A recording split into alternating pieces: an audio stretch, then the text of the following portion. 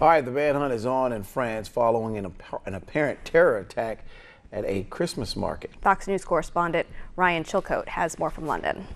Police in France on high alert today following another terror attack. It happened in Strasbourg, near one of the most famous holiday markets in Europe. A man reportedly shouting Allahu Akbar, shooting into a crowd, killing a number of people before he was confronted by security forces. He repeatedly opened fire with a handgun and used a knife. As he came face to face with 4 military officers, he shot in their direction and was shot at in response, sustaining an arm injury. The suspect, 29-year-old Sharif Sheikhat, has a long criminal record, and his apartment was searched just hours before the shooting in connection with an unrelated police investigation.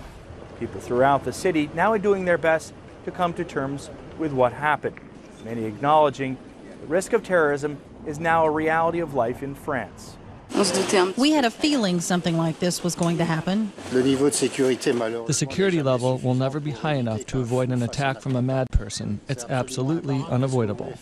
The White House says President Trump is monitoring the situation closely, and Secretary of State Mike Pompeo says he's working to make sure Americans overseas are safe during the holiday season.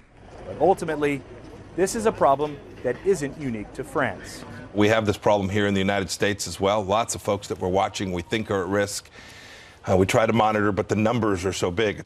French President Emmanuel Macron is holding an emergency security meeting on Wednesday to coordinate the government's response. In London, Ryan Chilcote, Fox News.